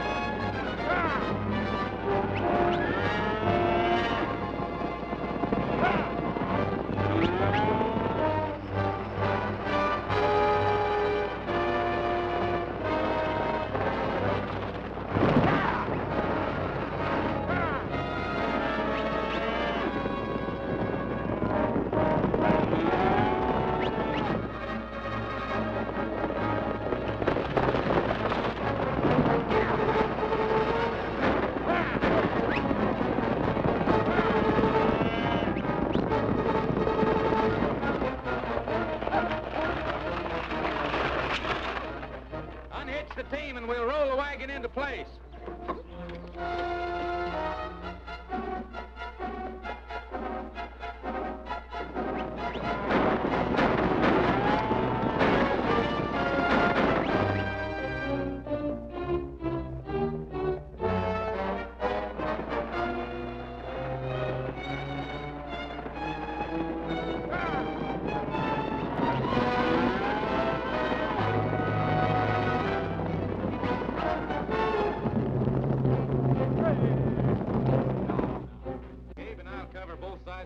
Up ahead. Don't fire until the cattle get to the wagon.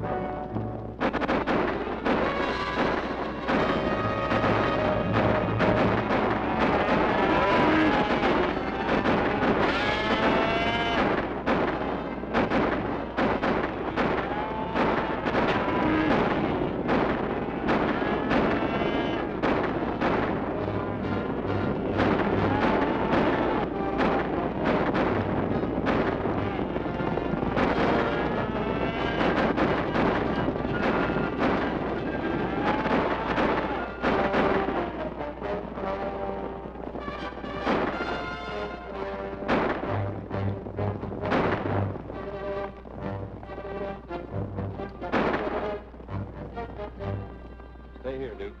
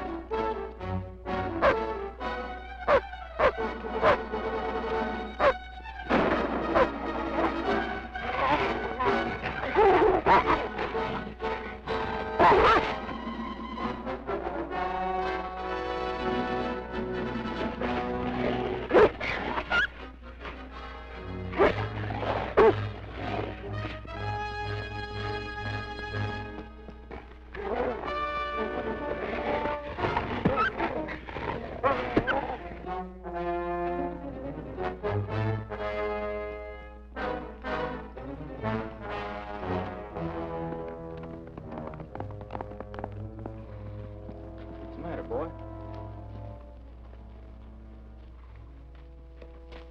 What happened? Duke's been knifed. They just grazed him. Gabe, this is a mate to the one that killed Pete. Now Katie's fight is our fight. Yeah, Pete's fight. You're right.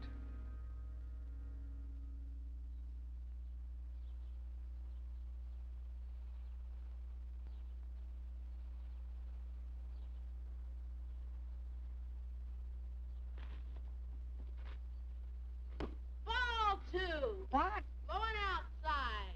What are you using for eyes? Marbles? I was right down the middle, straight down the old groove. Stop yowling and pitch. Here to lay in the game. Morning, Rex. Morning, Katie. Breakfast will be ready in a minute. Good. I could sure use some. Rex, I just don't know how to thank you and Gabe and all the others for saving the cattle last night. There's no need to.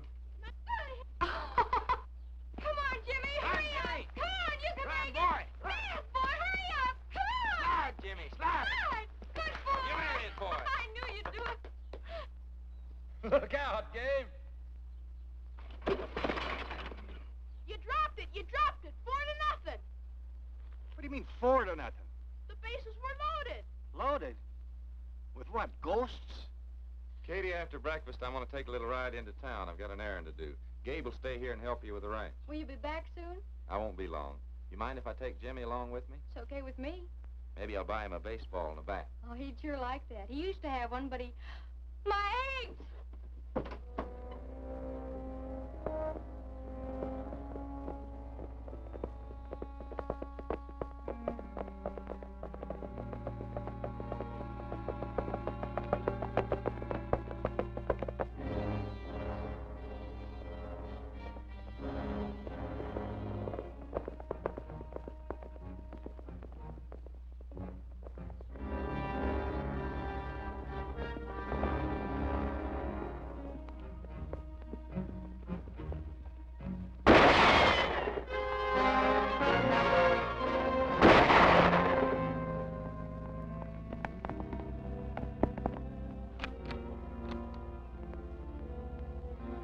You stay here, Jimmy.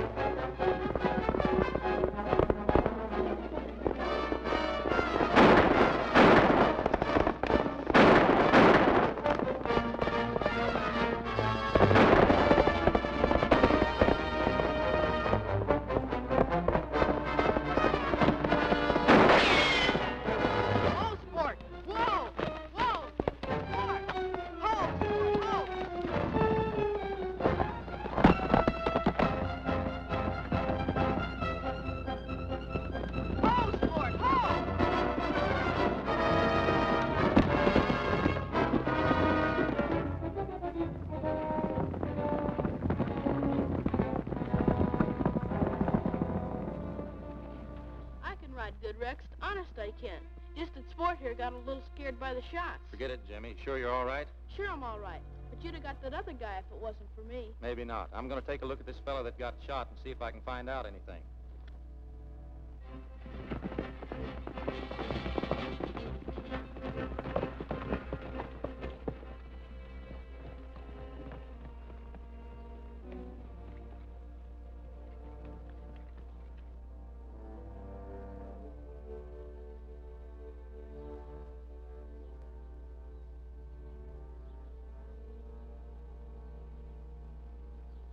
Do you know him, Jimmy? No, I never saw him before. Listen, Jimmy, I'll report this to the sheriff when we get into town. Don't you say anything to anybody, you understand? Sure, Rex. Rex, you know what? All singers aren't sissies.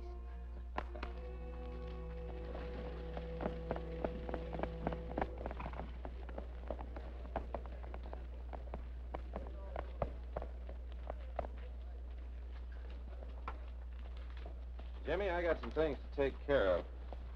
Why don't you go get yourself a new baseball cap and a ball and bat? Thanks. Here's some money. If you have any left over, get yourself a glove. Gee, thanks.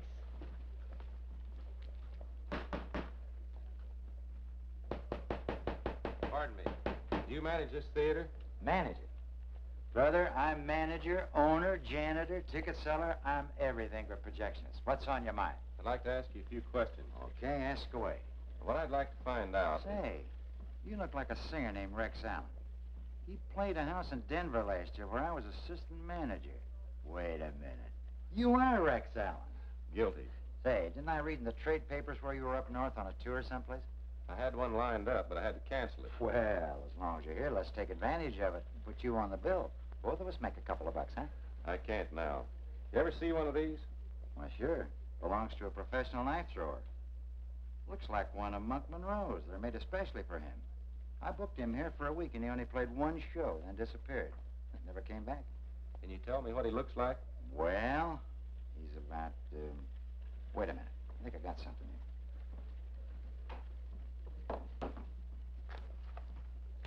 That old program shearer.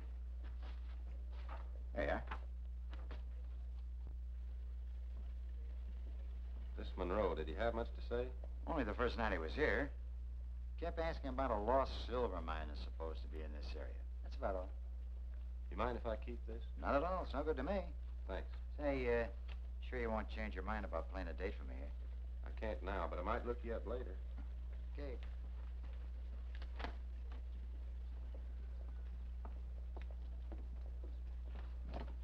Hi. Steal any dogs lately? Haven't had time.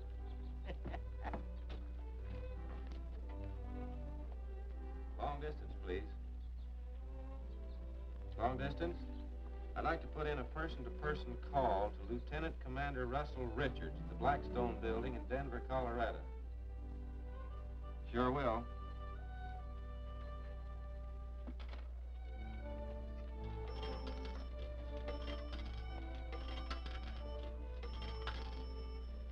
Thank you. Hello? Commander Richards? Russ? Rex Allen. Yeah. Russ, there's something I'd like to talk to you about. Something I think might be in your... Wait a minute.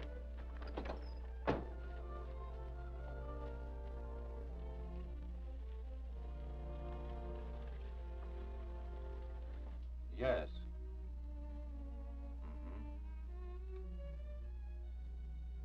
Thanks, Russ. Exactly what I wanted to know. You bet I will, next time I'm in Denver. Give my best to Molly and the kids, will you? Bye. Won't no need to close that door, young feller. I wasn't going to listen. Couldn't take any chances, Dad. Top secret. Rex, look! Looky here. Ain't that a dandy? You sure got a lot for your money. Boy, did I. And feel this mitt. Jimmy, that's a dandy. How'd you like to have something to eat now? In a restaurant? Boy, that'd be swell. I'll call Katie and tell her not to wait dinner. Okay. Now, son, I want to give you a little bit of advice. You stand up to plate. You hope that ball's coming right square down the middle.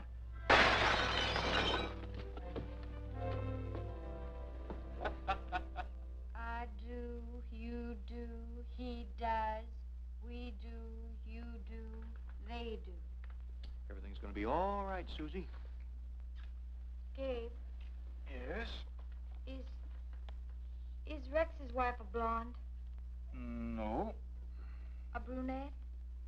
Oh, I wouldn't exactly call her a brunette. Not a redhead. No. Well, what color is her hair? She hasn't got any. What? He hasn't got a wife. I do, you do, he does. Listen, Katie, I want to tell you something. He hasn't even got a best girl, so you can stop worrying. Who's worrying? Rex doesn't mean anything special to me. Oh, he's nice enough, but I hardly know him. I know, I'm sorry. Well, there's absolutely nothing between us. Well, if a girl kind of gets to like a fella more than a girl likes other fellas, it does something for her, right here. Well, with Rex, it doesn't do anything at all. I mean, I don't feel a thing, not a thing. Why, if I... Don't come sneaking in like that. You gave me quite a start. Sorry. Look at this mitt. Isn't that a honey? Let me see your badge, Jimmy. Yeah, that's a dandy. Feeling all right, Katie? I'm fine, and why shouldn't I be? Something I'd like to talk to you about. Can we go outside where we can be alone? Why, yes, Rex.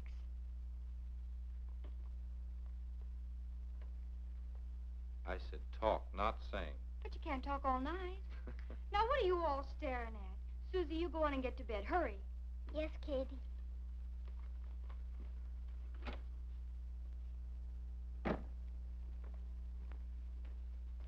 I'm going to practice my hitting every day. I'm going to be the best batter on the team. I'll be hitting .350 in a month. Better than anybody on the team. Yeah, what team is that? My team. The Yankees, the Silver City Yankees. Okay, young fella, you can start right out by hitting the sack. I'm going out and bed down the horses. Good night, Slugger. Good night. Come on, boy.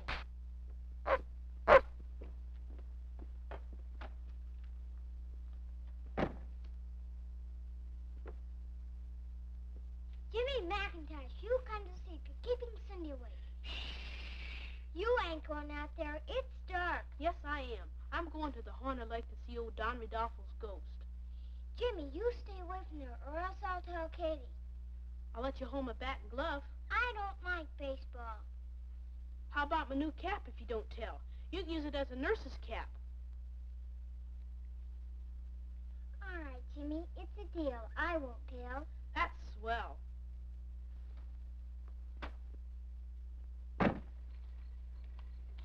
Katie, Yes, Rex? you remember telling me about a stranger who tried to buy your ranch, and then right after that, all your troubles began? Yeah, I remember. Why? Well, did he look anything like this? Why, that's him. A knife thrower. Do you know him? Well, sort of. Another thing, is there a deep pond or a river around here anywhere? This Haunted Lake, right on our ranch. About a mile back from the road. Only don't go there at night. Ghosts. You don't really believe that, do you? I didn't at first until one of my hands quit after saying he saw a ghost. But then one night I was out looking for a lost colt when I saw it myself. Are you sure? Tell me about it. You see, all this land used to be part of a Spanish land grant. Belonged to a man named Don Rodolfo.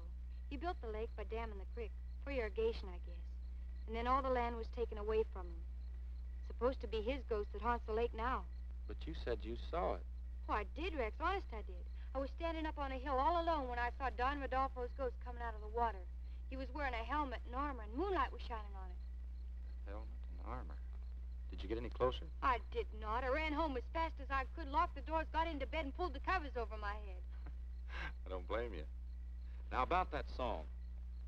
What kind of a song would you like to hear? I know one about a champion bronc rider. Oh, no, something else. Well, let's see. I know one about a fella in jail for stealing cattle. Oh, no. Well, what kind of a song would you like? You know the kind, about a fella and a girl and love. Maybe there's moonlight. Something like that. Maybe something like this.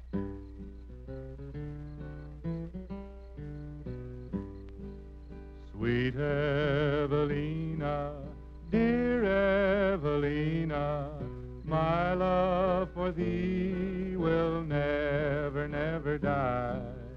Dear Evelina, sweet Evelina, my love for thee will never, never die. Way down in the meadow where the lily first blows, where the wind from the mountain ne'er ruffles the rose, lives fond Evelina, the sweet little dove, the pride of the valley, the girl that I love. Sweet Evelina, dear Evelina, my love for thee will never, never die. Dear Evelina, sweet Evelina, my love for thee will never, never die. Oh, Rex. Rex, Katie. Oh, there you are. You! Why, you're the kind of a man who'd go the wrong way through the tunnel of love in a speedboat. What happened in town today? Did you find out anything? Yeah, a little. I'll tell you about it later. Come on, we got some snooping to do.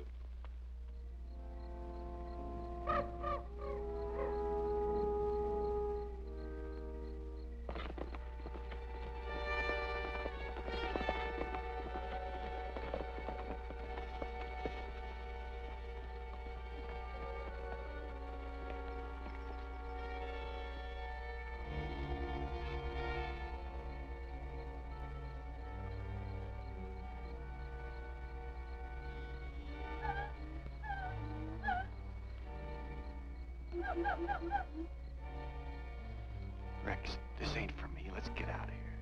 Not until we find Monk Monroe, the man who killed Pete. Here? That's right. And unless I miss my guess, we'll be led to him by Don Rodolfo's ghost. Ghost? Yes, ghost. Susan, what are you doing up at this hour? Give me that thing and take off that baseball cap. It isn't a baseball cap. It's a nurse's cap. Where's Jimmy? He went, I dassn't tell. Susan, you tell me right away. Where's Jimmy? Would you get me a real nurse's cap? Quickly. Well, it's for Jimmy's own good on account of I don't want to see him get hurt, and he's my very own brother, and I'm telling only to save him.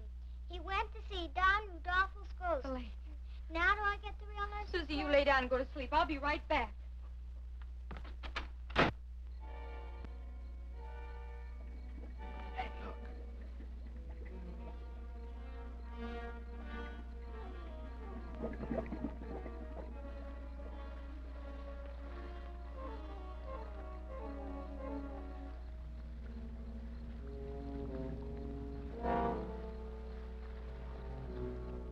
I shouldn't have eaten so much of that chili. This is one of the worst dreams. It is the worst dream I ever had. It's no dream, Gabe. That's Don Rodolfo's ghost. A ghost in shining armor. Thank you, and good night, Mr. Allen.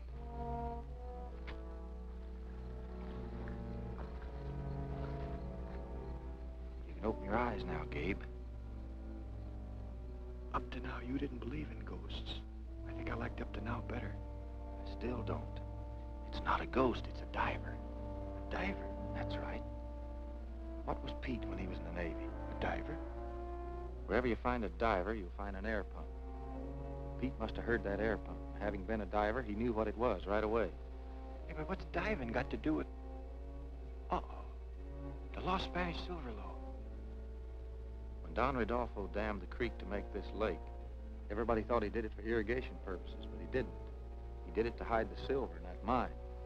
What we've got to do now is find that air pump. And I've got a hunch we'll find Pete's killer not far away.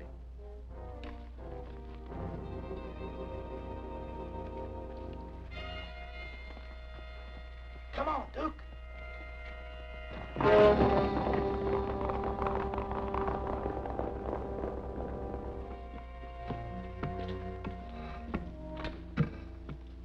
Much more to go?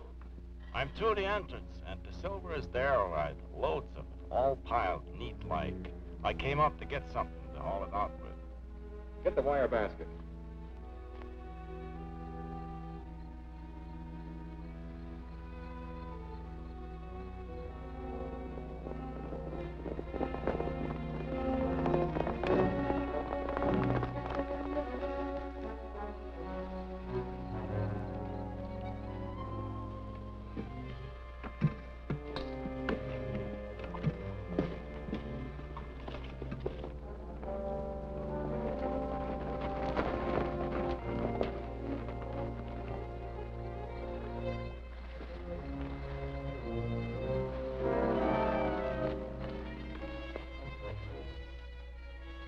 It's Jimmy. Hold it. You want to give us away? Look.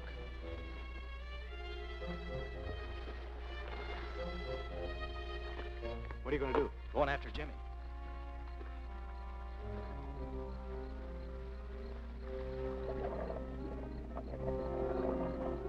Stay here, stay out of sight, and be quiet.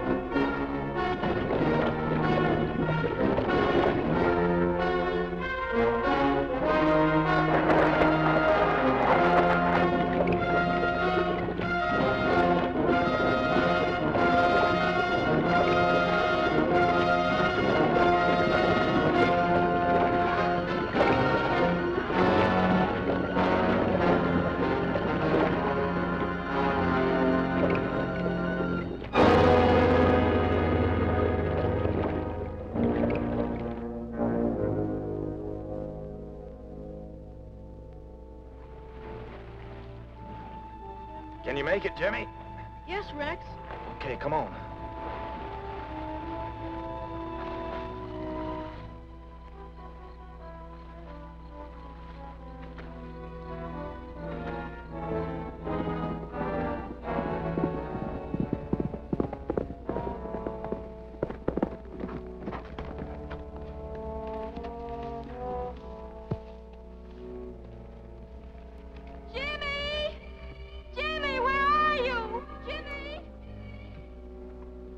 That girl before she spots us. Jimmy, answer me! Where are you? Jimmy!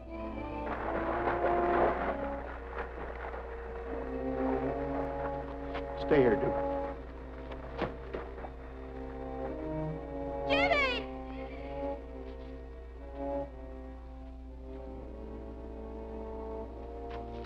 Jimmy! Jimmy! Jimmy! Katie, Gabe, where's Jimmy? Jimmy's all right. Come on.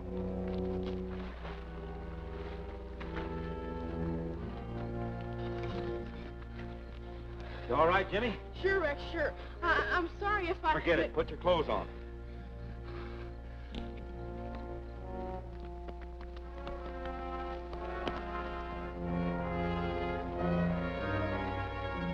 Jimmy, what's going on? Never mind that now, Katie. Stay here with Jimmy. Jimmy, you tell me, what's going on around here?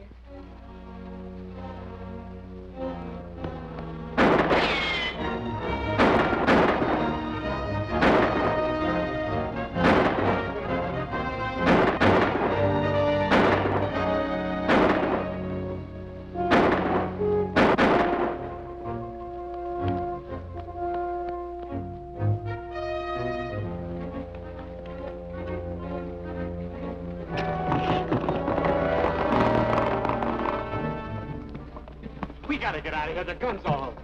Pull in the diver.